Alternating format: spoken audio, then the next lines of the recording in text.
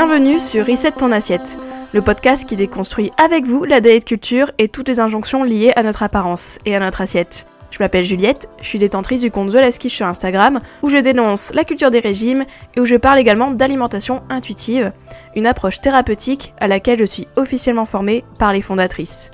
Je suis ravie de vous avoir sur mon podcast et je vous souhaite une très bonne écoute. Bonjour à tous, bienvenue dans ce nouvel épisode de Reset ton assiette. Alors aujourd'hui, je suis en compagnie d'Ariane Garcia qui est psychologue. Salut Ariane. Salut. Comment tu vas ? Bah écoute, très bien. Et toi ? Ouais, très bien, ouais, merci. Je suis contente de t'avoir pour parler un peu de tout ce qui est mentalité des régimes, tout ce qui est effet en fait des régimes, des restrictions, etc. sur notre mental, sur nos cognitions, etc. Donc, est-ce que tu peux te présenter, Ariane, à mon audience qui peut-être ne te connaît pas ? Oui, bien sûr.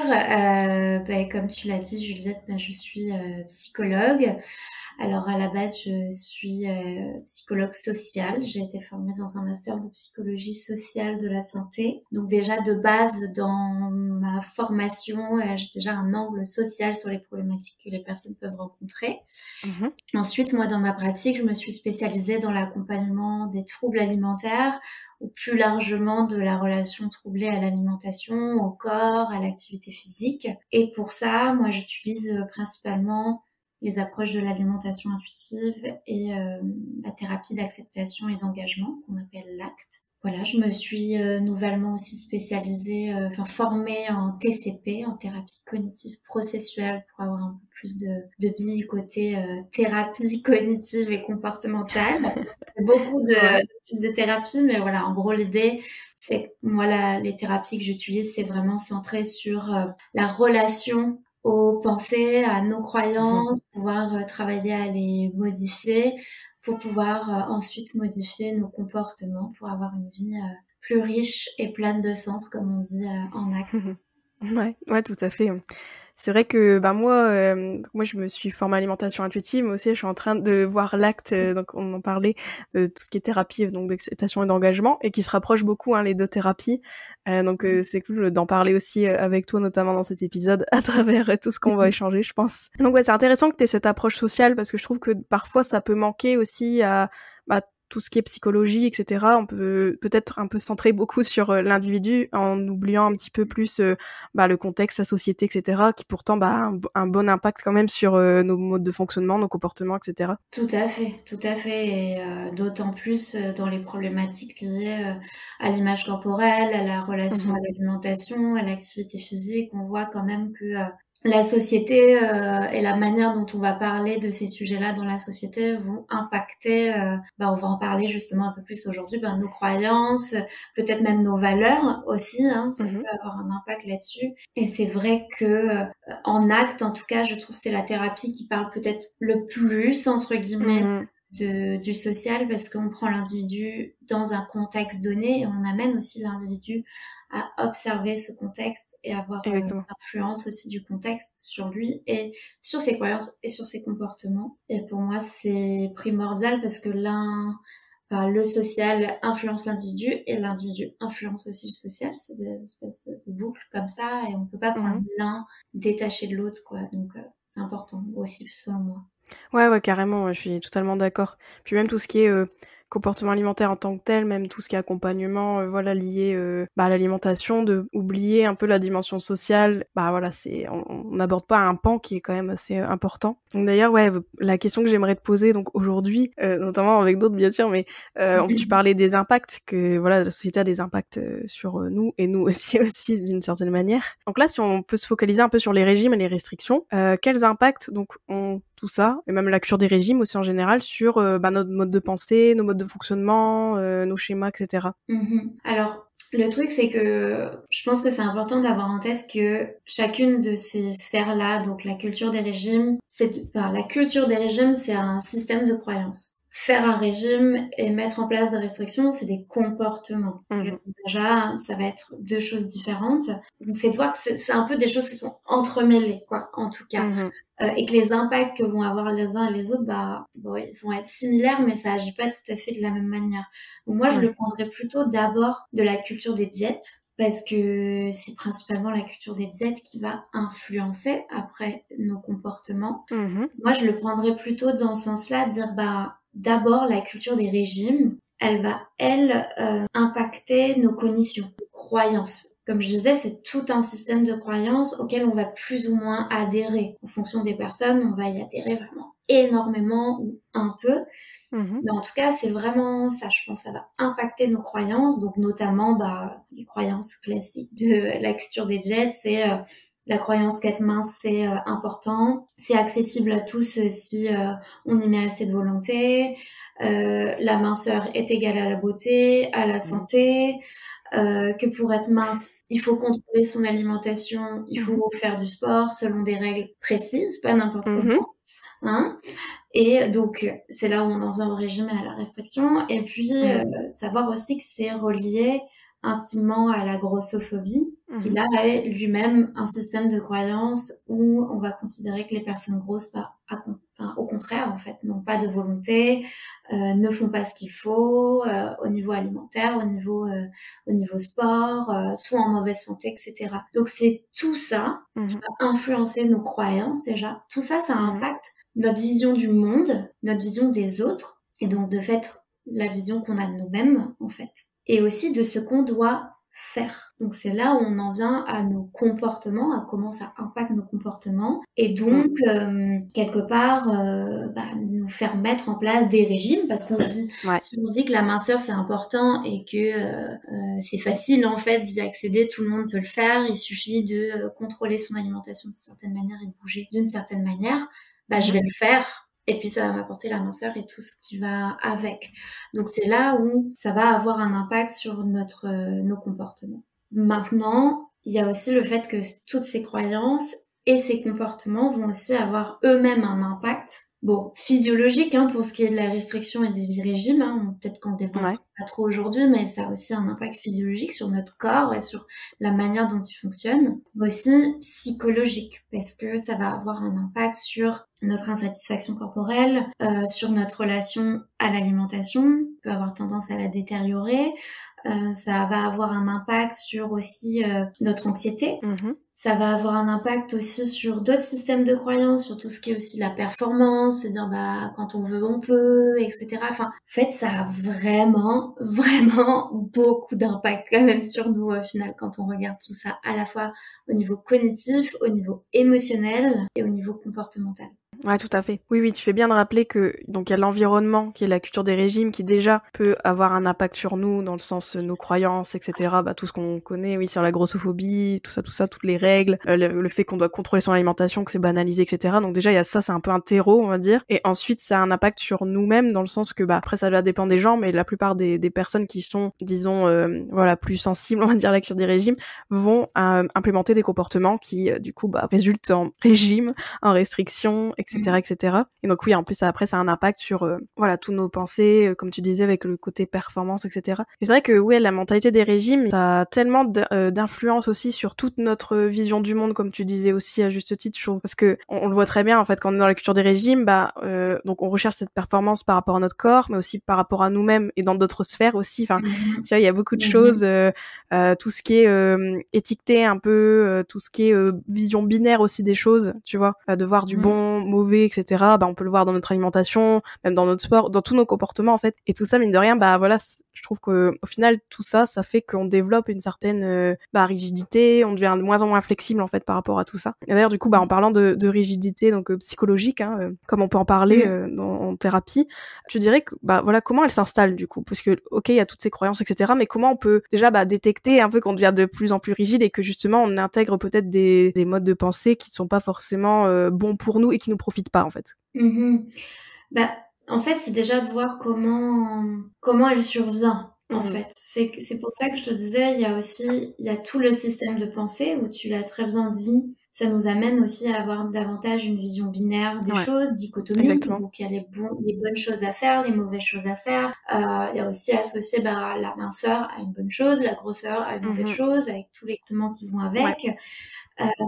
Et en fait, la rigidité psychologique, elle s'installe plus cette vision du monde va amener à des comportements Mhm. rigide, plus ça va venir renforcer la rigidité psychologique. Parce qu'on pourrait très bien se dire, ok, parce que soyons clairs, et en acte, on part vraiment de ce postulat, que les problématiques de santé mentale, en fait, elles découlent de processus mentaux qui sont là naturellement, en fait, en tant qu'être Ouais. humain. C'est pas Ouais, c'est clair, pathologique ouais. à la base d'avoir des pensées dichotomiques, par exemple. On le fait tous parce que c'est comme ça, on appelle ça des distorsions cognitives, c'est des biais que fait notre cerveau parce que ça le permet de se représenter le monde de manière rapide. Le cerveau, c'est un Ouais. organe qui est assez fainéant en fait et qui se dit bah ok, comment je vais pouvoir faire voilà tirer des Ouais. conclusions mais sans que ça me demande trop d'énergie. Mmh. Donc ça de base, c'est des choses qu'on a, c'est pas pathologique de base. Et si j'ai quand même la possibilité de me dire ok, des fois j'ai des pensées rigides, mais je peux être capable de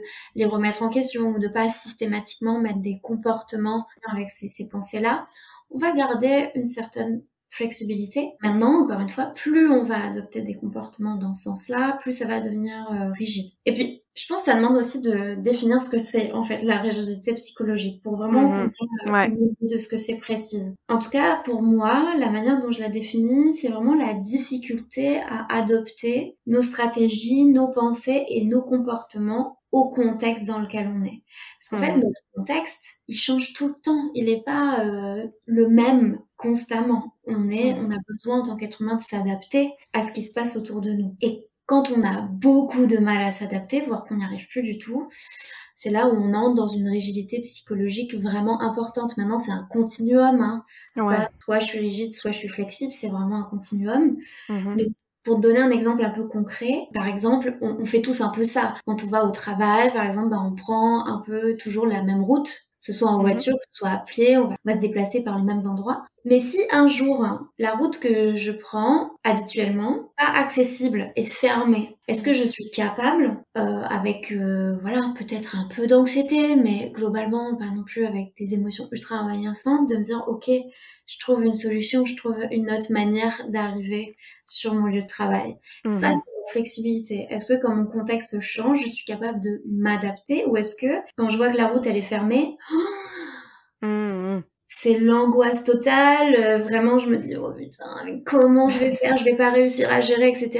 Est-ce que vraiment, ça fait au point où, en fait, je me rends même pas à mon travail parce que c'est impossible pour moi de faire autrement. C'est ça, déjà, bah, tu vois, je sais pas si c'est peut-être un peu clair parce que tu vois, donner un exemple, je trouve des fois, c'est un peu parlant. Ouais, non, carrément. Oui, oui, c'est ça, c'est ce côté, en fait, on est incapable, en fait, de s'adapter, de surmonter un peu, bah, voilà, les changements de plan, en fait, de gérer aussi même, et on le voit aussi même dans tout ce qui est comportement alimentaire, en fait. C'est, je sais pas, quelqu'un, t'invite au resto, spontanément, et ben, toi, tu es, donc soit tu es pétrifié et au point où tu vas peut-être inventer une excuse pour rentrer chez toi et pas aller au resto, ce genre de choses. Et à l'inverse, t'as quelqu'un qui va plus s'adapter, on va peut-être accepter le resto, peut-être avec de l'anxiété, mais voilà. Exactement, exactement. Donc tu vois, c'est là où, en tout cas, en acte, on part du principe, du postulat que dans toutes les problématiques de santé mentale, il y a un manque de flexibilité psychologique au final. C'est pour ça qu'on est sur un modèle qu'on appelle transdiagnostique, c'est-à-dire peu importe le type de trouble, on va, en fait, on va utiliser l'acte de la même manière parce que ce qu'on veut en thérapie d'acceptation et d'engagement, c'est favoriser la flexibilité psychologique et qu'on part du principe que dans tous les troubles, c'est ça qui va maintenir la souffrance et les comportements finalement qui sont pas aidants. Mais du coup, oui, c'est vrai. ce manque de flexibilité en acte, on s'est pas mal demandé qu'est-ce qui fait qu'au bout d'un moment, des processus humains normaux commencent à devenir pathologiques. En acte, on fait l'hypothèse que c'est dès lors qu'on met en place de manière répétée et rigide des stratégies ou des comportements pour éviter nos épreuves intérieures, donc nos souffrances, hein, ce qui nous est difficile. Exact. Plus ça va, plus en fait, tu vois, par exemple, si je donne un exemple, si j'ai de l'insatisfaction corporelle, donc encore une fois, il y a la culture des régimes, la grossophobie qui entoure, ça nous les aide pas. médias, les minceurs, etc. Ok, on a ce contexte-là. Et du coup, je me sens mal dans ma peau, j'ai des insatisfactions corporelles, mais voir vraiment, ça m'impacte vraiment beaucoup. C'est-à-dire tous les jours j'y pense, tous les jours je me regarde dans le miroir et je me dis, je peux pas rester comme ça, il faut que je fasse quelque chose pour régler le problème, pour arrêter de souffrir. Et il se trouve qu'en plus, la culture des régimes, elle donne des solutions pour ça. Donc, trop bien. La Ouais, culture hyper rapide, facile. exactement, si tu contrôles ton alimentation d'une certaine manière, si tu fais du sport d'une certaine manière, tu vas régler ton problème, tu vas arrêter de Mmh. souffrir pour ça. Et il se trouve que, donc nous, on va commencer à se donner un cadre pour manger, etc. Au départ, c'est pas toujours ultra rigide, hein. D'ailleurs, tout ce qui est rééquilibrage alimentaire, Ouais, argument, c'est de dire mais c'est flexible, il y a du ouais. plaisir, Il y a même etc. des diètes flexibles. On dit justement, ils disent que c'est Exactement. flexible, ouais. Des diètes flexibles. Sauf que toujours est-il qu'il y a quand même des catégorisations d'aliments, il y a Mmh. quand même des choses à limiter, il y a quand même des temps définis pour pouvoir manger certains types d'aliments, plaisir, etc. Et sauf que le piège, c'est que à court terme, souvent ça fonctionne. C'est-à-dire, bah, à court terme, surtout si déjà à minima, on va se sentir en contrôle. Ouais, Donc, voilà. il y a une partie de notre souffrance qui va un peu baisser parce qu'on se dit, ah, c'est bon, je contrôle la situation. Au moins, j'ai pas le sentiment que, voilà, mon corps, je peux rien faire et tout. Au moins, ça me rassure. Fou, ok. Mmh. Si, en plus de ça, on voit les effets sur la balance, sur les habits, que les gens, en plus, nous complimentent par rapport à Ouais, leur c'est vie, ça. etc. Ils nous encensent et tout, ouais. Waouh! On va se dire, mais ça fonctionne, en fait. C'est Mmh. hyper renforçant. Donc, qu'est-ce qu'on fait de manière tout à fait logique? Ben, on va continuer nos Mmh. comportements, voire parfois on va les renforcer Mmh. pour avoir encore plus de bénéfices à court terme. Et là, le piège, c'est que bah, avec le temps, en fait, il se trouve que, comme tu l'as très bien dit, Juliette, si au bout d'un moment nos amis nous invitent au resto, ben, je vais commencer à paniquer, Mmh. à me dire oh, mais je vais pas pouvoir contrôler comme je fais habituellement. Voilà, je Ouais, reviens de voilà, c'est ça. l'histoire de la route qui se ferme. Là, je peux plus prendre ma route habituelle. Bah, du coup, peut-être je vais pas le faire. Je vais pas Mmh. aller au resto avec mes amis. Ou alors, avant, je vais regarder tout le menu, je vais me calculer dans ma tête toutes les calories des aliments pour me dire, OK, je vais prendre le truc safe, etc. Donc, je vais faire plein d'évitements, en fait, hein, Mmh. pour continuer à lutter contre ma souffrance. Et au bout d'un moment, ça m'emprisonne. Et tout ne devient que lutte. Parce que la souffrance, elle disparaît jamais entièrement et que l'insatisfaction corporelle, on le sait plutôt bien aujourd'hui, les régimes à court terme, ça permet un Ouais. peu de la soulager, mais à long terme, en fait, ça a plutôt tendance à la renforcer. Donc c'est vraiment comme ça que ça s'installe, en fait, la Ouais. rigidité psychologique. Ouais, j'aime bien que tu dises que enfin, tu rappelles qu'au final, on a tous des pensées quand même, plus ou moins, voilà, dichotomiques. On est un peu, voilà, câblés aussi pour être comme ça, pour chercher des trucs un peu Mmh. prêts à penser, voilà, comme ça, voilà, un peu stéréotypés et cetera. C'est plus facile pour nous, en fait, pour le cerveau, comme tu Mmh. dis et donc on a tous ça, mais l'enjeu, c'est surtout de voir, bah, qu'est-ce que ces pensées, au final, bah, comment on les considère, comment on les est-ce qu'on les croit sur parole et cetera et aussi Mmh. quel comportement ça nous fait faire, quel comportement on adopte en fait par rapport à ses pensées et surtout bah de voir au final bah si du coup ces comportements comme on disait avec les évitements etc bah ça nous fait d'une certaine manière souffrir même si ça peut soulager la souffrance Mmh. d'un un certain temps mais sur le long terme d'ailleurs on voit ça aussi en acte hein, les côtés les comportements sur le court moyen terme il y a toujours ce Tout truc à là fait. que court terme il y a des choses voilà que ça peut apaiser d'une certaine façon et en fait on voit que sur moyen et long terme bah l'effet n'est plus là ou l'effet est voilà comme on a renforcé un comportement qui voilà est lié quand même à une souffrance, eh bien on s'en sort pas trop quoi au final. Oui. Voilà et donc de Voire creuser ça tout ça, c'est aggrave les choses. ouais Parce voilà. que, on imagine bien, du coup, si ça me demande plein d'évitements pour pouvoir aller manger avec mes amis et peut-être que même une fois que j'y suis au restaurant, si j'y suis allée, parce que Mmh mh. possiblement il y a toujours la possibilité, bah, j'y vais pas parce que c'est trop compliqué, c'est trop dur. Mais peut-être que si j'y vais, bah, en fait, je suis plus concentrée sur ce que je mange, sur ce qu'il faut pas que je mange que sur ce qui est en train de se passer dans l'instant présent. En fait, c'est aussi la conséquence en acte. À la fin, c'est que ça vient appauvrir notre Ouais. vie ou ça vient augmenter la souffrance. Et du coup, j'ai encore plus besoin de mettre en place ces comportements rigides pour Mmh mh. éviter de souffrir, sauf que je souffre d'autant plus. Donc, c'est ce qu'on appelle une boucle un petit peu coincée dans Ouais, laquelle on boucle se coincée. retrouve et Ouais. où, au bout d'un moment, il peut être très difficile d'en sortir. Et pour les personnes qui nous écoutent, je trouve ça intéressant pour repérer un peu notre niveau de rigidité, Ouais, voilà. de se demander si, à un moment donné, vous vous retrouvez dans l'incapacité d'effectuer vos comportements, que ce soit Mmh. de sport, que ce soit alimentaire, bah, dans quel état ça vous met? Mmh. Est-ce que, bof, ça vous fait un petit quelque chose, mais ça va? Est-ce que ça commence à créer un peu d'inconfort? Est-ce que ça commence à créer un inconfort vraiment important? Et ou est-ce Mmh. que vraiment c'est insupportable? Là, ça vous permet un petit peu de vous dire: «Ah, sur quel Ouais. niveau de rigidité, je suis là? Si je ne suis plus en capacité de faire autrement», ouais, ça veut dire que là, le niveau de rigidité, il est Mmh. assez Ah puis l'occurrence aussi de ce genre d'évitement aussi, plus on adopte ce genre de choses et ben, voilà, là déjà aussi c'est un tout à indice fait. quoi. Si on se retrouve, ben, OK, tu évites une fois un resto, mais au final tu en évites, tout le temps et tu deviens de plus en plus enfin ça devient, Mmh. voilà, on creuse, que forcément on arrive à plus de rigidité et c'est difficile quand même des fois de se sortir de ça parce qu'on est tellement, c'est aussi confortable en fait d'être dans Bah cette oui, rigidité, hein, mais encore une fois on retrouve la fonction de nos comportements quoi. tout à fait. Bah, de plus aller au resto, c'est mieux que de limite c'est enfin, tu vois, c'est plus sympa que Exactement. de tout le temps se dire: «OK, là je vais être là-bas, je vais stresser, j'ai regardé le menu en avance» et cetera. Enfin, vraiment d'être dans cette Exactement. anticipation et de plus être dans le moment présent, bah, c'est pas Ben très oui, cool. et il suffit que notre tête nous dit qu'effectivement, c'est moins pire Ouais. de ne pas aller au resto que d'avoir à vivre ce que ça va me faire vivre d'y aller. C'est là où, voilà, c'est très, pour notre cerveau humain, c'est très renforçant et encore une fois, comme tu l'as très bien dit Juliette, c'est de rappeler que, bah, en fait, que ce soit toi, que ce soit moi, que ce soit n'importe quel être humain, bah, on va, oui, avoir tendance à éviter ce qui nous fait souffrir plutôt que de Ouais. nous y exposer. C'est logique, on va éviter ça. Maintenant, est-ce que c'est au point où, bah, ça va commencer à avoir un impact sur ce qui est important pour nous?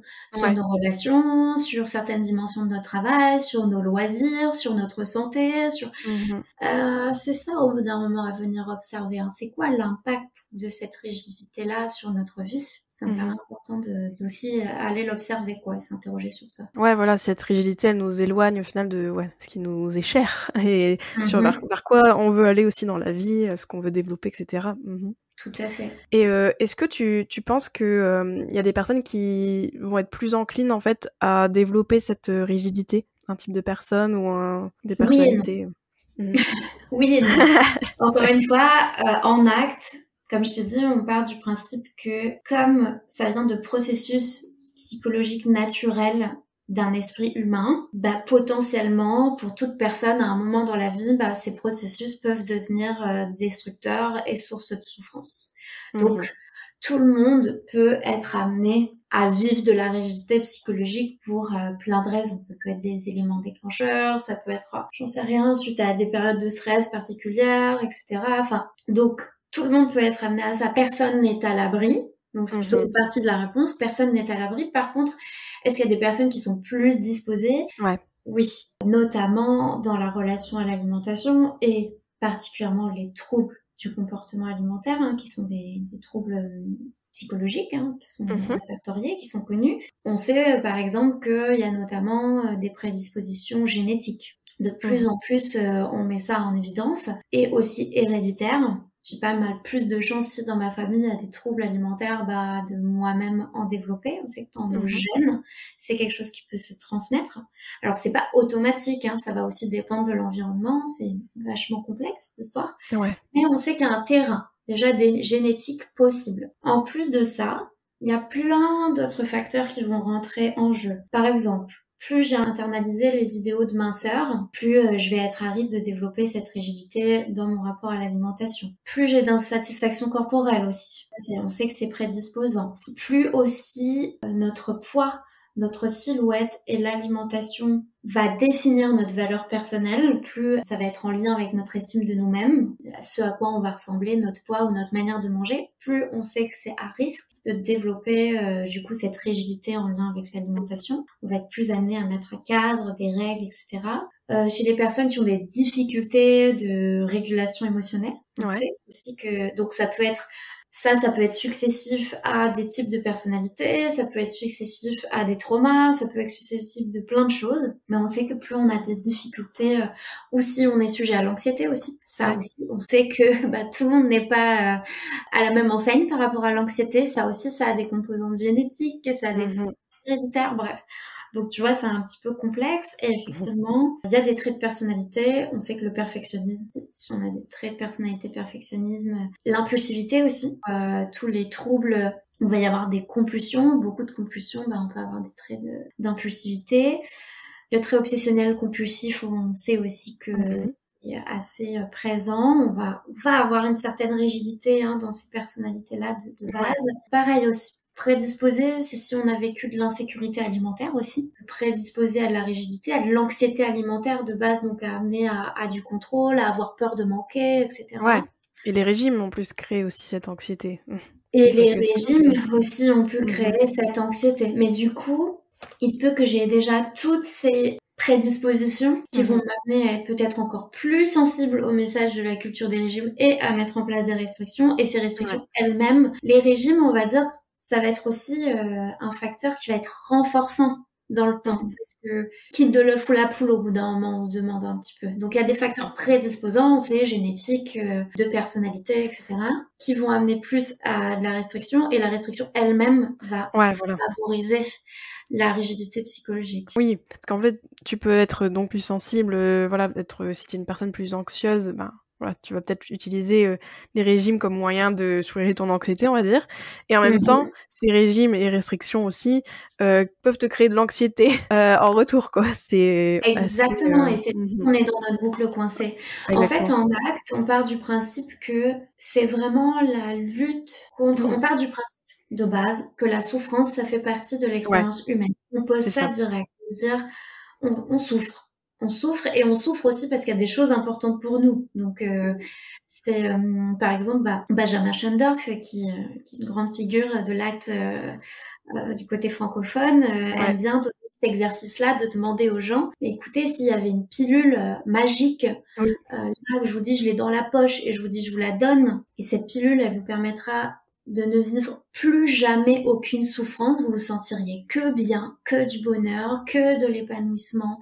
Vraiment, ça c'est absolument le nirvana. Est-ce que vous seriez prêt à la prendre? Toi, est-ce que déjà, dans ta Juliette, tu te dirais, est-ce que tu la prends si je te le dis comme ça?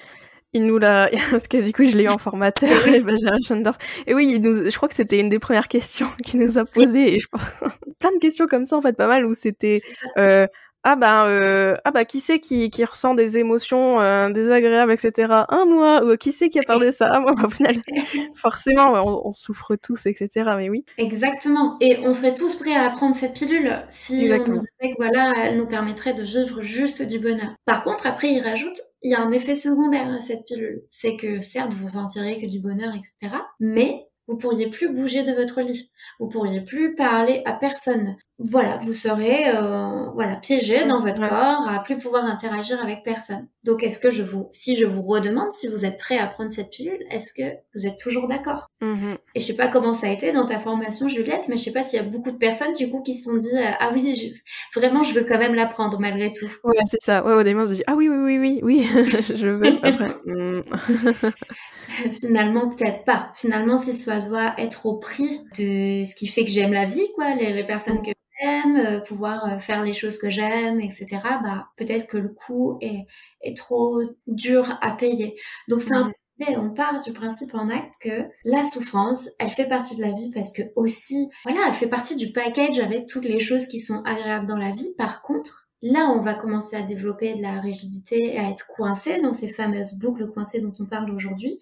C'est dès lors où on va mettre beaucoup d'énergie à lutter contre la souffrance. On va s'imaginer, et quand on y réfléchit finalement, il y a quand même beaucoup de modèles en psychothérapie qui reposent aussi sur ça, ou de développement personnel, qui reposent sur, je vais mettre des choses en place et puis je vais me sentir mieux, je vais moins me sentir mal, je vais moins souffrir. Encore une fois, la culture des régimes, ce qu'elle vend, ce qu'elle propose, c'est du bonheur.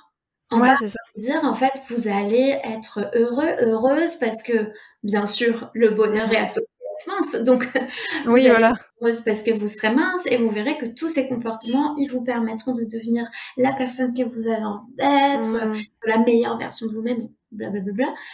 Sauf que c'est précisément cette poursuite-là qui vient nous coincer et qui vient augmenter notre souffrance. Donc non seulement on a notre souffrance base, qui est inhérente à notre expérience humaine, mais en plus on a des couches supplémentaires qui se rajoutent, et plus on a des couches qui se rajoutent, plus on a besoin de mettre en place des comportements pour la supporter, plus on s'en rajoute, etc. Et ça, c'est pas simple de sortir de ces boucles coincées là en général. Oui.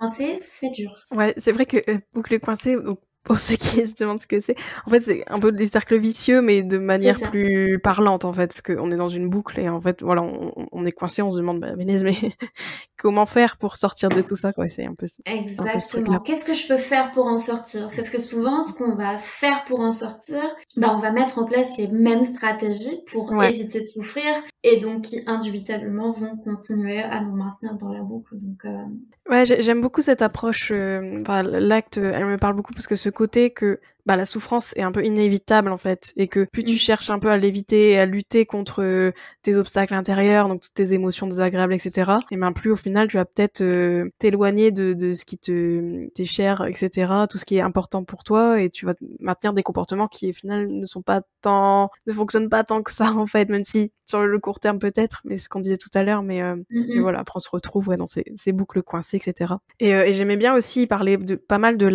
les vagues au final. Donc en fait, dans la vie, voilà, il y a des grandes vagues, et au lieu de lutter un peu contre ces vagues, c'est plutôt de dire bah ok, je vais essayer de surfer en fait dessus, au lieu de me dire bah mmh, ok, je vais essayer qu'il y ait plus aucune vague en fait. Et je trouve que c'est c'est hyper ça. parlant dans tout ce qui est Mmh relations mh. alimentation, etc. Quand on parle de la peur Mmh. de grossir, ce genre de choses. Enfin, il y a beaucoup de choses que c'est un peu bah ouais, c'est là, mais par contre c'est surtout ce qui se passe après, ce que t'en fais, ce qui se passe comme Mmh mh. comportement, etc. plutôt en réalité, et que c'est Et pas oui.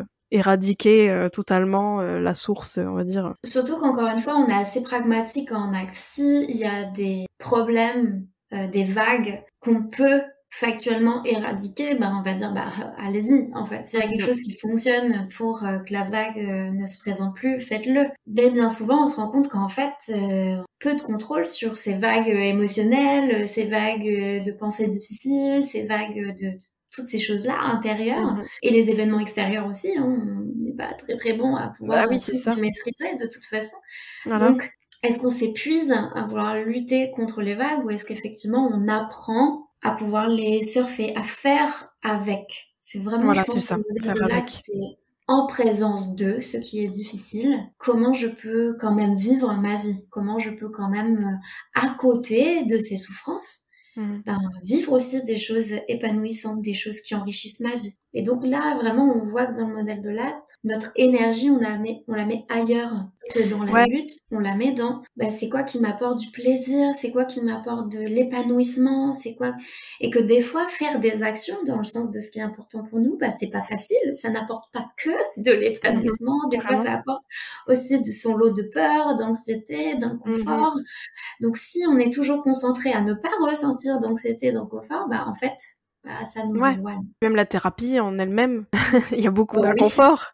oh oui, Il le disait oui. aussi, ça, je pense ça avait un peu, pas choqué, mais je pense qu'il y a des gens, quand ils étaient dans le donc du coup la formation à l'acte, il y a le formateur, il a dit, «Ah mais on enfin, au final une thérapie, enfin les psychologues et cetera, tout ça, les thérapeutes en général, en fait, on n'est pas des pilules pour que les personnes se sentent mieux en réalité». Enfin, parce que souvent et c'est à juste titre, en fait, on se dit: «Bah, OK, je vais faire telle thérapie, je vais faire tel, suivi et cetera, je vais me sentir mieux forcément et Mmh. cetera». Et en fait, pas tout à fait, mais ça a tellement de Ouais. subtilité, mais de se dire ça, de dire: «Ah oui, bah, c'est ouais».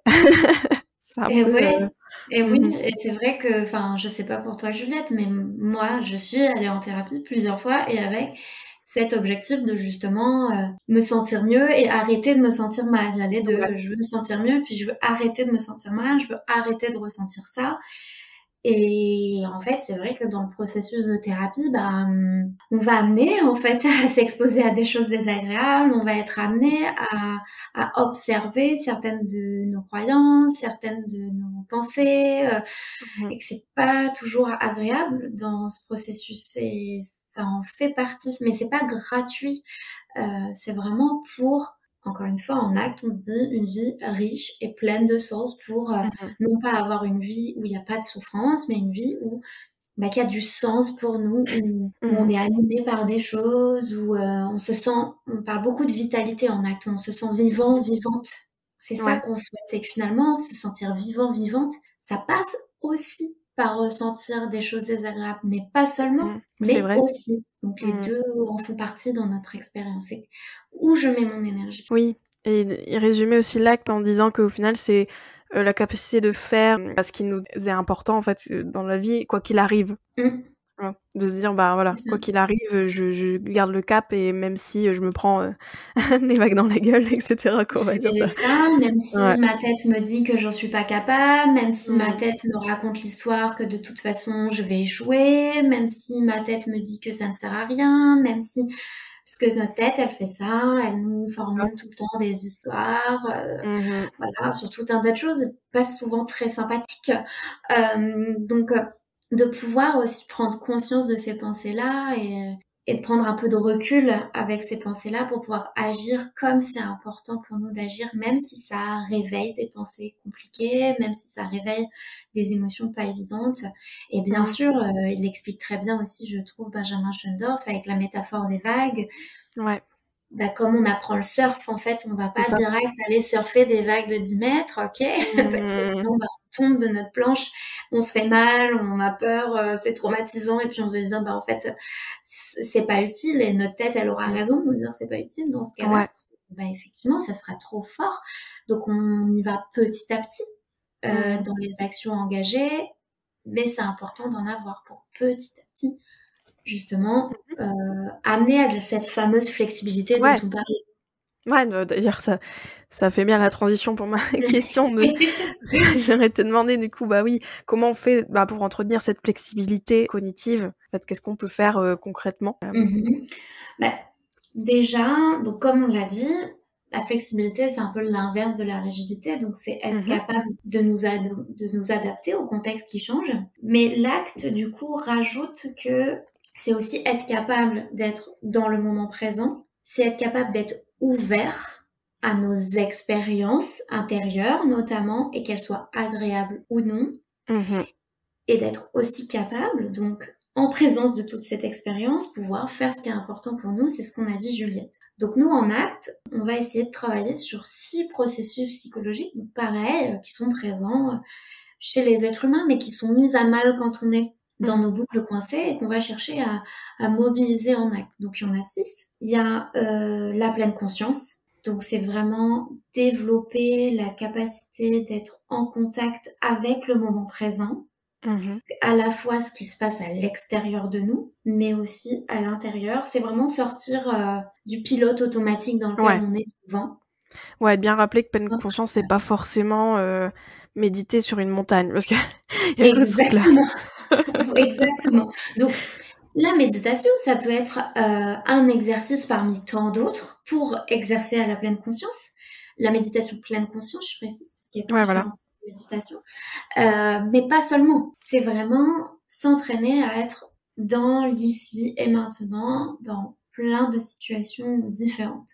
Mmh. Donc ça, c'est vraiment s'exercer à la pleine conscience. Ensuite, il va y avoir tout le travail autour des valeurs. Mmh. Donc ça, c'est ce qui est important pour nous, mais du coup, ça demande de savoir ce qui est important pour nous, parce que souvent, ce qui se passe, c'est que quand on est dans nos boucles coincées, la seule chose qui nous paraît importante, c'est surtout éviter de souffrir. Mais Mmh. du coup, ça a pu nous éloigner aussi de savoir bah, c'est quoi qui donne du sens à ma vie. C'est Mmh. c'est quoi ma boussole interne, c'est vers quoi que je souhaite aller. Donc ça aussi, c'est tout un Mmh. travail important de pouvoir identifier c'est quoi mes directions de vie, c'est quoi que je souhaite vivre, c'est quoi les qualités que je souhaite développer dans ma vie, quelles sont. Donc ça, c'est tout un pan, c'est le deuxième. Ensuite, il y a ce qu'on appelle la diffusion cognitive. Donc ça, c'est vraiment le travail autour de pouvoir nous distancer Ouais. de nos pensées. Là aussi, en acte, c'est assez différent de d'autres types de psychothérapie qu'on peut rencontrer. Il s'agit pas de changer forcément nos pensées, il s'agit pas, Mmh. voilà, forcément d'en trouver des meilleures, mais de pouvoir faire le tri entre celles qui nous sont utiles pour aller vers la direction dans laquelle on souhaite aller, en lien avec nos valeurs, et celles qui, au contraire, ne sont pas utiles, celles qui vont avoir tendance à nous éloigner. Et celles qui sont pas utiles, on va s'entraîner à pouvoir prendre de la distance avec elles, à pouvoir Mmh. commencer à avoir un peu leur incohérence, pouvoir s'entraîner à les tourner un peu en ridicule, même Ouais. pouvoir même rire un peu d'elles, se dire, je sais pas, si ma tête elle me dit tout le temps que si vraiment je mange du riz là, ça va être dramatique, tu ne te rends pas compte, tu vas prendre 10 kilos, c'est vraiment pas possible de pouvoir prendre de la distance avec cette pensée-là et dire Oui, oui, c'est bon. L'habitude que tu me bassines là-dessus, Ouais, bon. Ginette des régimes qui dit C'est encore ça, des trucs. exactement. Et dans l'alimentation intuitive, tu vois, pour faire le parallèle, on parle des différentes voies, Ouais, c'est ça. effectivement, et de pouvoir les observer, pouvoir les discriminer. Est-ce que, voilà, Mmh. c'est la voie de la police des régimes? Comment je peux lui répondre? Ça Ouais. va vraiment aussi être ce travail-là de leur répondre, de dire: «Bah, non, tu vois, là, Mmh. tu penses pas». Tu vois, c'est vraiment ça la diffusion Ouais, cognitive. voilà. Bah, oui, en plus, on en parle aussi en alimentation intuitive, les pensées un peu destructrices, on va dire, qui vont pas être très utiles. Par exemple, la nutrition, typiquement, bah, il peut avoir un peu l'informateur nutritionnel qui est très en mode: «Il faut pas que tu manges ça», et cetera. Et Mmh. à l'inverse, il y a, pensée plutôt, enfin, tout ce qui est, allié, la voie alliée, donc la voie alliée de la nutrition, c'est plutôt l'allié de la nutrition, donc très bienveillant, genre: «Oh bah, on se souvient la dernière fois que c'était pas mal d'ajouter ça au repas, ben, du coup, pour être mieux rassasié, je vais y rajouter ça», et cetera. Enfin, d'être plus dans ce sens-là, et c'est vrai que oui, du coup, on en parle aussi, avec cette Donc, tu vois, on peut faire d'alimentation. des ponts, hein, même sur, Ouais, la pleine conscience, on peut aussi faire des ponts parce qu'on ouais, demande à la exact. personne, bah, de s'auto-observer dans l'expérience pour voir ce qui se passe dans le contexte. Mmh Le mh. travail des valeurs, bah, c'est de savoir un peu quelles sont aussi les motivations de la personne, c'est pour ça qu'on travaille sur les valeurs en acte parce qu'on part du principe que c'est une source inépuisable de motivation, nos valeurs, et c'est ça qui va nous guider et c'est ça aussi qui va nous amener à justement pouvoir traverser les inconforts parce qu'on ne le fait pas pour rien, encore une fois. Exact, ouais. Donc là, on a nos 3 premières dimensions, la pleine conscience, les valeurs, la diffusion cognitive. Il y en a 3 autres. Il y a celle de l'acceptation. Alors l'acceptation, c'est quoi? J'aime bien dire que c'est, consciemment se rapprocher de nos expériences intérieures. C'est s'ouvrir à elles, pouvoir les Mmh mh. laisser être là, Ouais, sans les forcément accueillir. chercher à agir dessus. Mmh. C'est ça, Ouais. l'acceptation, en fait. Mmh mh. C'est, juste pouvoir les laisser être là. Ouais. C'est pas forcément, de la ça n'a rien à voir avec la résignation, Mmh mh. c'est juste pouvoir s'ouvrir à elle. Se dire: «Bah, oui, j'ai de l'insatisfaction corporelle, bah, je peux m'ouvrir à la ressentir. Je suis pas obligée de Mmh. réagir ou de mettre en place des comportements par rapport à elle». Et si on travaille l'acceptation, c'est en lien avec nos valeurs. On le fait pas pour rien. On va pas se rapprocher de choses difficiles gratuitement. On le Ouais. fait parce que peut-être ça va nous permettre d'agir comme c'est important pour nous d'agir. L'acceptation, c'est vraiment pour, c'est pas, parce que c'est vraiment pas fun, l'acceptation. C'est pas marrant, en fait, de se rapprocher de nos expériences intérieures, de les laisser être là, d'arrêter Mmh mh. d'essayer d'agir dessus. C'est assez difficile, en fait. Mais on le fait pour sortir de la boucle et pour pouvoir mettre notre énergie ailleurs, effectivement, dans ce qui est important pour nous, etc. Donc Mmh ça, mh. c'est vraiment le travail d'acceptation de ce qui est difficile. Et pour faire le lien, encore une fois, avec l'alimentation intuitive, c'est tout ce qu'on fait autour de déconstruire la culture des régimes et de, bah, des fois, l'acceptation, en fait, Ouais. de notre poids Ouais, tel ouais. qu'il est, ou l'acceptation du fait qu'en fait, on n'a pas besoin de contrôle sur notre poids. Ça part de ça, en fait, hein, de se Mmh dire, mh. bah, ok, si ça, c'est quelque chose sur lequel j'ai pas de contrôle et sur lequel je vais tâcher de sortir de la lutte, bah, tous les éprouvés qui vont avec, Mmh mh. Ouais. bah, je vais avoir besoin de travailler à leur faire de la place pour arrêter d'essayer de lutter contre Oui, c'est ça. et pouvoir faire avec. C'est vraiment ça l'ouverture. Ouais. Oui, on parle aussi de l'accueil au final des émotions, enfin de les laisser être et pas forcément toutes les chasser, puis oui, voilà. Mmh. Exactement. Exactement. Ni les chasser, ni les extrapoler, quoi. Ouais. C'est-à-dire les laisser Mmh. être là, telles qu'elles sont. Parce que souvent, en fait, ce qui va se passer, c'est que nos comportements et d'autres types de pensées, en fait, vont les accentuer, vont les rendre, par exemple, notre Ouais. tête va nous dire, bah non, ce n'est pas possible, je ne peux pas rester dans ce corps-là, c'est pas possible, je ne peux pas Mmh mh. garder mon ventre avec cet aspect, ou ses bras avec cet aspect, ou mon visage avec cet aspect, ce n'est pas possible. Bah, ce type de pensée, ça va renforcer le fait que, bah, je vais mettre des comportements en place pour éviter de vivre cette expérience-là, etc., etc. Donc c'est aussi ça, juste pouvoir l'observer et le laisser être. Ah, c'est intéressant parce que c'est vrai que ça, je pense, c'est une comme tu disais, c'est pas fun, c'est clair, parce que Mhm. dire ça, en fait, à quelqu'un, en fait, de lui dire: «Bah, en fait, voilà, ton association corporelle, elle est là, mais on fait pas forcément des choses, en fait, pour, lutter contre et vraiment la faire, disparaître, et cetera». Ça, c'est difficile parce qu'en plus, même comme on est dans la culture des régimes, qui nous vend l'inverse, qui nous dit: «Non, bah si, tu peux faire quelque Exactement. chose, tu peux faire quelque chose, tu peux maigrir». Exactement et au-delà de la culture des régimes, encore une fois, c'est humain de vouloir chercher des solutions à nos Oui, épreuves intérieures et de vouloir, régler le problème, à vouloir le mmh, faire disparaître. c'est clair. Il y a beaucoup de choses, encore une fois, que ce soit en thérapie, que ce soit dans le développement personnel, qui peut être centré sur arrêter de ressentir des choses Mmh, désagréables. Donc, encore une fois, c'est humain, c'est vrai. c'est correct. Maintenant, en acte, on va toujours se demander, bah, comment ça fonctionne? Voilà. Comment elle est rendue avec le temps, cette insatisfaction corporelle à force de lutter contre? Est-ce qu'elle a disparu une bonne fois pour toutes? Est-ce qu'elle disparaît un peu puis après elle revient en force? Ou est-ce que, Mmh. avec le temps, elle s'est Ouais. renforcée, ça s'est accentué, quoi? Ouais, voilà, de voir un peu ce qui a, marché et ce qui n'a pas marché au final Et et ça, rien que partie ça, de l'expérience. ouais, voilà, Il déjà y a on aussi comprend. l'alimentation intuitive. Oui. On part de notre expérience, on observe notre expérience, donc là, c'est vraiment le pont avec l'acte pour moi. Et donc, il y a encore 2 autres dimensions, je vais en finir avec les dimensions. L'avant-dernière, c'est pas dans l'ordre, hein, les dimensions, on peut les travailler dans le désordre, il y a pas d'ordre précis. Donc là, l'avant-dernière que je vais donner, on appelle ça le soi observateur. Mmh mh. Développer le soi observateur, c'est quoi? C'est vraiment la conscience de nous-mêmes comme un soi qui va être stable en fait. Et un soi qui est capable d'observer nos expériences intérieures, donc Mmh mh. nos pensées, nos émotions, nos sensations, qui vont fluctuer. Un peu Mmh comme, mh. moi j'aime bien donner cette métaphore-là, c'est un peu comme si on était le ciel. Le ciel, il est stable, lui, il est toujours là, il est Mmh mh. toujours présent. Le ciel qui observe la météo, Mmh qui mh. observe, des fois il va y avoir des nuages, des fois il va y avoir des éclaircies, des fois ça va être la tempête, des fois. Mmh Donc mh. c'est vraiment ça le soi observateur, d'être capable de s'auto-observer en contexte, en fonction du contexte. Qu'est-ce qui va se passer en moi? Qu'est-ce qui va, voilà, qu'est-ce que ma tête va me raconter comme histoire? Quel type Mmh d'émotion mh. je vais ressentir? Pour vraiment, ça rejoint un peu la pleine conscience, mais aussi Ouais. pour pouvoir apprendre à faire des choix, pour pouvoir sortir de cette logique de je dois faire ça, il faut que je fasse ça, et Mmh mh. d'aller de plus en plus vers ok, je suis capable d'observer. Là, mes besoins, ça serait plutôt ça. Le contexte, c'est plutôt ça. Qu'est-ce qui serait possible? Pas Mmh. possible. Je sais pas, je vais donner un exemple, j'en sais rien. Par exemple, quand on est à la cafette, je sais pas si toi t'as connu ça, Juliette, mais dans le travail ou à l'école, on peut être amené à la cafette et bon. Oui. Et quand on est plutôt dans la rigidité, on va avoir des règles à respecter. On va se dire, par Mmh. exemple, je mange que des légumes ou très très peu de féculents pour sentir les trucs un peu classiques ou Mmh mh. que de majoritairement des protéines, etc. Donc c'est ça qui va guider ce que je vais manger. Je vais répondre aux règles. Et encore une fois, on l'a vu ensemble.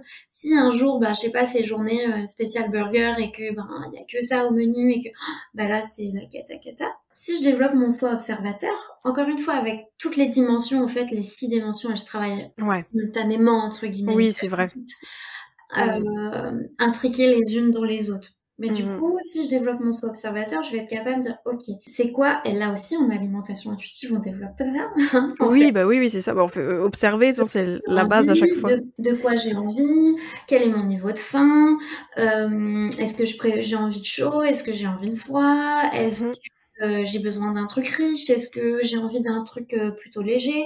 Et en Mmh. fait, vois à quel point c'est lié à la flexibilité, le soi observateur, parce que le soi observateur, il va être capable d'observer tout ça de manière sans jugement, avec neutralité, de pouvoir dire, Mmh mh. voilà, là, Ouais. mon niveau de faim, il est haut, j'ai envie de quelque chose de riche. Là, oui, aujourd'hui, les pâtes carbo qu'il y a au menu, ouais, c'est vraiment ce qui me semblerait bien. Mais en même temps, j'ai déjà fait l'expérience que les pâtes carbo, quand je vais à la cafette, franchement, elles sont pas bonnes et j'ai pas de satisfaction à les manger. Donc, tu vois comment, c'est vraiment Ouais, faire ouais. le lit de Mmh son expérience, en fait, le soi observateur, hein, de pouvoir le Mmh. développer, mais il y a besoin qu'il soit sans jugement et qu'il puisse observer les choses avec Mmh. neutralité, sinon on rentre dans de Ouais. la rigidité. Dans l'alimentation intuitive, on parle aussi de la voix, tu sais, de l'anthropologue, un peu Oui, alimentaire, tu vois, qui voit, qui observe exact. juste. Ouais. C'est ça. C'est la voie de l'anthropologue en alimentation intuitive, pour moi, c'est le soi observateur.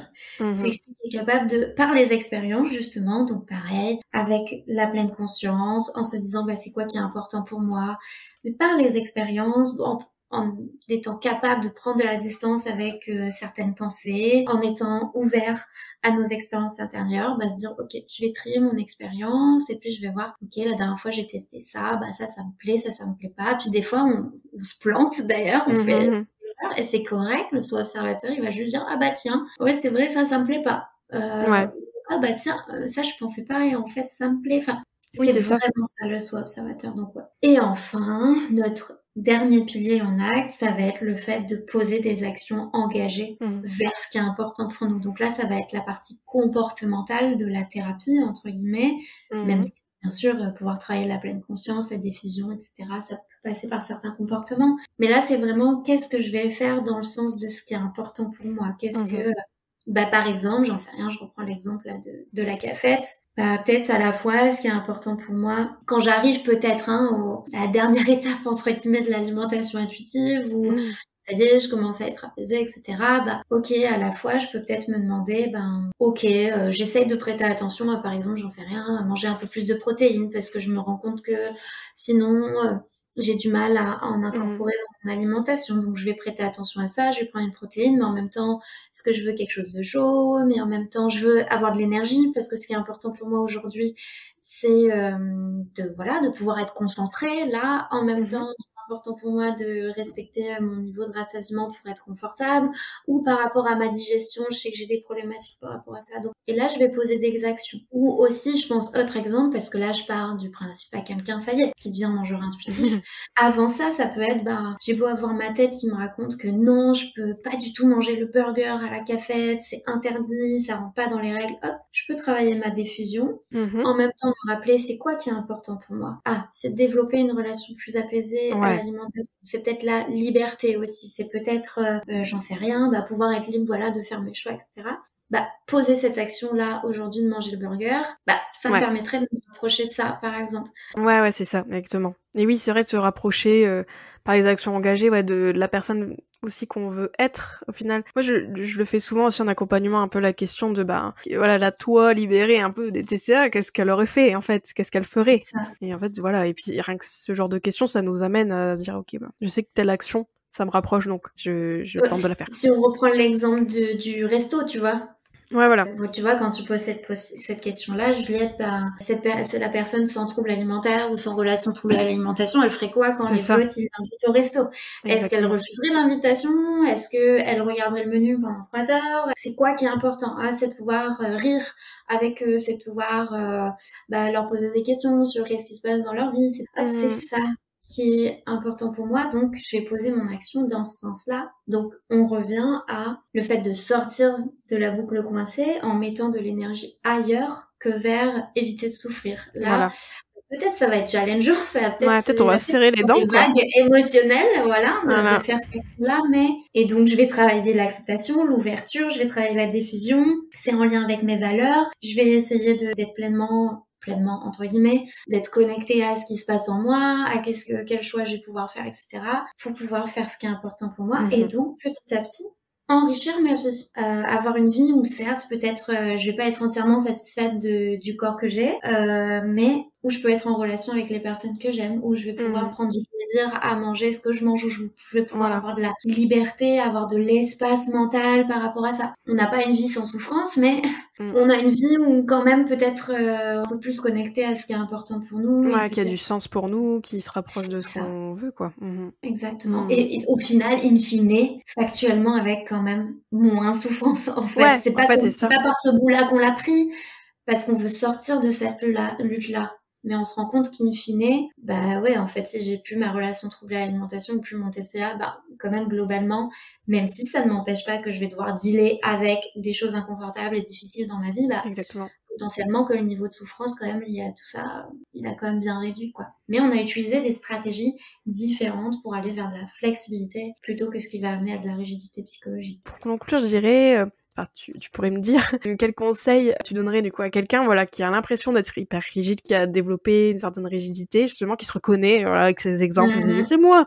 Mmh. Qu'est-ce que ces personnes peut faire, par exemple, Bah, je dirais que déjà, en fonction du niveau de rigidité, s'il commence à être vraiment important, première chose que je conseillerais, c'est, si c'est possible, se faire accompagner. Que ce soit en alimentation intuitive, que ce soit avec un ou une diète spécialisée dans le comportement alimentaire, que ce Mmh. soit en thérapie, que ce soit Ouais, vraiment se faire accompagner parce que c'est très très dur quand on est vraiment dans nos boucles coincées, quand on est dans une rigidité qui commence à être très importante. D'en sortir seul, c'est très, très, très compliqué. Donc, on ouais. a besoin d'être accompagner pour travailler sur les processus dont j'ai parlé. Mmh.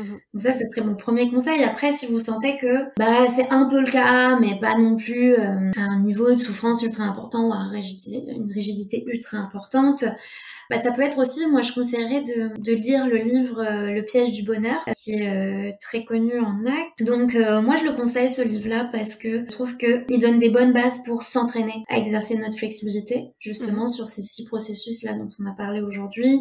Ça donne des conseils vraiment pratiques pour l'entraîner, justement pour la diffusion, pour l'acceptation, pour s'entraîner à observer qu'est-ce que c'est nos valeurs, etc., Mmh. etc. Donc moi, ce livre, je le trouve très chouette pour ça. Et du coup, plus largement, en fait, se lancer un peu des défis dans la flexibilité, que ce soit en lien avec l'alimentation ou non. Parce que des fois, avec l'alimentation, au début, ça va être compliqué. Mais des fois, ça peut être sur des petites choses un peu bêtes, entre guillemets. Mais ça peut être, je sais pas, si vous avez l'habitude, par exemple, de manger toujours à la même place. Se dire, ok, et si aujourd'hui je mange à une autre place? Si vous Mmh. avez l'habitude d'utiliser, je sais pas, le même mug comme ça, ok, si j'utilise autre chose pour boire. Vraiment de challenger vos cadres. Que Ouais, ce voilà. soit sur l'alimentation ou pas, c'est quoi les cadres auxquels vous répondez constamment et de se dire, ok, qu'est-ce que je peux faire pour en sortir? Et en travaillant, si possible, sur ces 6 processus. Donc ça peut être, qu'est-ce qui pourrait vous entraîner à avoir plus de pleine conscience? La Mmh. méditation, ça en fait partie, mais je sais qu'il y a des disciplines comme le yoga, par exemple, voilà, de vraiment, je pense, aller explorer ces 6 dimensions-là, qui sont encore une fois interconnectées. Se dire, c'est quoi les plus petites actions que vous pourriez faire dans ce Voilà. sens-là aujourd'hui? Et de Mmh. se dire, c'est pas grave si aujourd'hui vous vous sentez pas capable d'aller au resto avec vos amis, par exemple. Il s'agit pas de vous lancer encore une fois sur la vague la plus haute. En fait, ça serait contre-productif, mais c'est quoi le plus petit pas? Est-ce que c'est déjà Ouais. à la maison, pouvoir vous challenger à sortir de votre cadre alimentaire ou autre chose, comme je disais, sur d'autres sujets. Mais globalement, s'entraîner à la flexibilité, si je le résume, c'est pouvoir s'entraîner à faire autre chose. Qu'est-ce qu'on Ouais. a l'habitude de faire habituellement? Je sais pas si toi aussi, Juliette, t'as des conseils, si t'as des choses aussi qui te viennent en tête, peut-être. Ouais, non, mais t'as raison. Oui, déjà, oui, se challenger, un peu se faire des petits défis. Après, c'est des choses, oui, que vous pouvez me faire en accompagnement également. Moi, j'aime bien donner des petits challenges quand on creuse en fait des schémas un petit peu comme ça. Et oui, ça peut être des petites choses, mais qui au final après s'additionnent. Et le côté petit pas, moi, j'aime beaucoup parler de ça aussi, le plus petit pas, etc. Parce que c'est comme ça qu'au final, on peut faire des changements un peu sur le long terme. C'est jamais des grandes choses du jour au lendemain. Enfin, c'est souvent des petites choses qui nous rapprochent en fait de ce qu'on veut être, de ce qu'on veut faire, etc. Et qui au final nous font qu'on vit une vie, voilà, comme on disait tout à l'heure, plus épanouie, vivante. Mhm. Et oui, il y a aussi l'autocompassion. On parle souvent en alimentation intuitive et en acte aussi d'une certaine manière, qui peuvent être aidantes aussi, si tu veux rajouter peut-être quelque chose Mhm. sur ce sujet. Ouais, parce que en fait, en acte, on travaille pas mal finalement avec le soi observateur, voilà, de pouvoir observer sans jugement, etc. Mais je trouve que c'est pas non plus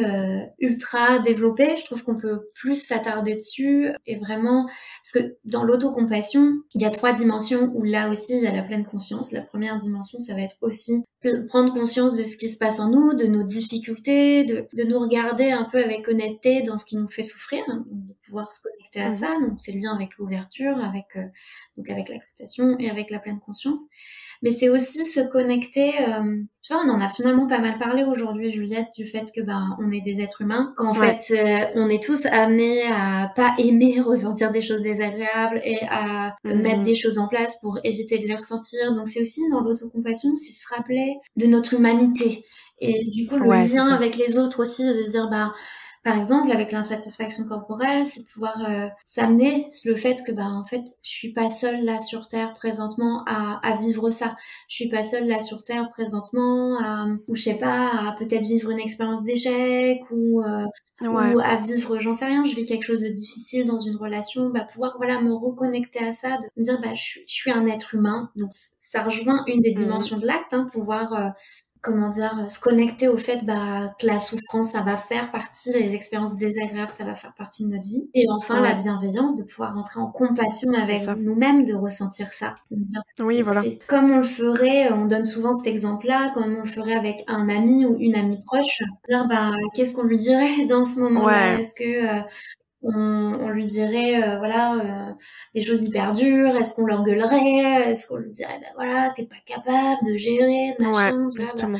t'as pas su là cette vague là surfer sur la vague, bah t'es nul. Est-ce qu'on lui dirait ça? On lui dirait OK, je suis là. Oui, Ouais, c'est oui, c'est dur. dur. Oui, c'est dur de prendre la vague en pleine tronche. Oui, c'est compliqué. Oui, c'est dur. Par exemple, bah, dans le monde dans lequel on vit là, de pouvoir être sereine avec son Mmh. corps. Quand je ressens que je fais pas les choses parfaitement, ben c'est quelque chose que je vis difficilement. Ok, je peux le regarder en face, je peux l'admettre, je peux m'entourer de douceur et me dire, bah, je suis là. Ouais, T'es un exactement. être humain, tu fais de ton mieux, je suis là. Après, ça embraye sur pouvoir agir comme c'est important pour nous d'agir. Mais je Ouais. trouve que l'autocompassion, c'est une dimension importante pour nous aider avec ces vagues. Justement, c'est une des dimensions que je trouve importante à travailler pour apprendre à surfer les vagues, en fait, Ouais. de nos expériences intérieures difficiles. Oui, tout ce qui est, voilà, autocompassion, mais tu parlé de la bienveillance aussi qui se regroupe aussi dans ça. Enfin, c'est vrai que d'une manière générale, d'être plus sympa, en fait, avec nous-mêmes, de se Mhm. dire: «OK, bah, je ressens ça, voilà, c'est OK. Au final, c'est dur et je suis là pour toi».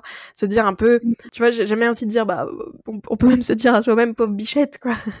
Tu vois? C'est ça, Pauvre ouais. bichette, tu quand même dans une Pauvre société, bichette, pauvre carrément chien. difficile. Oui, voilà, tu vois? Et donc de se donner un peu ce réconfort-là et cette latitude-là d'être, voilà, d'être plus bienveillant, d'être moins critique et d'être moins dans le jugement de Mm. soi, plutôt dans l'observation, dans l'autocompassion. Bah, rien que ça nous aide aussi, oui, à être plus flexible et à justement, voilà, peut-être faire des choix qui nous amènent vers ça aussi. Mmh. Tout à fait, et justement à pouvoir être plus dans l'acceptation aussi de ce qu'on ressent, parce que souvent en fait dans la lutte contre nos éprouvés difficiles, bah en plus de ça, bah on s'en veut de ressentir ce qu'on sent. Tu vois, je sais pas si Ouais. t'entends ça des fois Juliette, mais moi j'entends souvent ça. Bah voilà, je suis triste et puis je suis en colère d'être triste et puis Ouais, je voilà, devrais je pas ressens ça. ressentir ça. Je devrais pas ressentir ça, je me sens nulle, et du coup la personne se dévalorise et c'est un peu double peine, quoi. Non Ouais. seulement encore une fois je ressens ma souffrance de base qui est là, qui est présente, bah, qui montre que bah, je suis humain, je suis humaine, mais en plus de ça, bah, il va y avoir la peine de les autocritiques, les auto-jugements, et qu'encore une fois l'autocompassion c'est pas de l'autocomplaisance, c'est pouvoir observer aussi les choses en face et pouvoir dire bah là par exemple j'ai fait une erreur, ou là quand je fais ça, bah ça fonctionne pas. Je peux aussi l'observer pour changer, Oui, en c'est vrai. fait. Mais en tout cas, en psychologie, c'est plutôt bien démontré qu'en tout cas, c'est plus aidant quand on entoure la personne d'encouragement, C'est de vrai. douceur, d'indulgence, de bienveillance. C'est comme ça que la personne, elle change. Ça veut pas dire qu'on lui dit non, non, c'est bon, tu es parfaite telle que tu es, Ouais. ne change absolument rien. Parce que ben, si la personne, elle change rien, possiblement, elle va rester dans sa boucle coincée. C'est qu'il y a bien des changements à opérer. Mmh. Mais on peut le faire en se traitant avec douceur et avec bienveillance. Et en général, ça fonctionne d'autant mieux, en fait. Et sortir de la vision aussi binaire et irréaliste de la culture des régimes et performative de la Ouais, culture des régimes. Je trouve que l'autocompassion, c'est développer un pouvoir énorme pour se protéger de ça aussi, c'est vrai. parce que la culture des régimes et tout ce qui va avec, finalement, le culte de la performance, ça nous vend vraiment le fait que quand on veut, on peut, ce truc d'être, voilà, quand même assez dur envers soi, de se dire, bah, il y a que comme ça que j'y arriverai, si je m'engueule, si je me développer Ouais, de l'autocompassion, je trouve que c'est une force énorme pour rejeter la culture des régimes, en fait, c'est et dire, clair. non, non, je vais plus fonctionner sous ce régime totalitaire, là, que ma tête et la culture des régimes me vend. Ouais, c'est ça. Ça va être plutôt dans une logique d'acceptation, d'amour, de bienveillance, de douceur envers moi. Et c'est comme ça que je vais pouvoir aller à de la flexibilité et encore une fois à une vie riche et pleine de sens. Ah bah super, écoute, je trouve que ça conclut parfaitement l'épisode. Ouais. Ah bah merci beaucoup Ariane d'avoir été présente là pour cet épisode. Merci encore d'avoir accepté mon invitation. Je pense que les auditeurs vont ressortir très nourris de tout cet échange, j'imagine. Bah, j'espère, écoute, et merci à toi, Juliette, pour l'invitation. Ça me fait très plaisir parce que j'aime beaucoup ton podcast, je le conseille souvent. Je trouve que c'est vraiment hyper aidant pour comprendre ce que c'est l'alimentation intuitive, toutes les nuances qu'il peut y avoir, toutes les réflexions qu'on peut avoir autour de cette approche-là qui sont, je sais pas si c'est infini, mais Ouais, c'est vrai. quasiment, quoi. Il y en a vraiment beaucoup possiblement à voir. Donc franchement, merci. Merci pour ton travail autour de tout ça et pour ton invitation. Vraiment, je suis honorée. Ah, merci beaucoup, c'est gentil. Bonne journée à toi Ariane et puis à bientôt. À bientôt et merci de nous avoir écoutés. J'espère que cet épisode t'a plu. N'hésite pas à le partager et à lui laisser une super note sur les plateformes si c'est le cas. Vous pouvez toujours me retrouver sur mon compte Instagram TheLastQuiche. Je Je vous dis à très vite pour un nouvel épisode de Reset ton assiette. Ciao.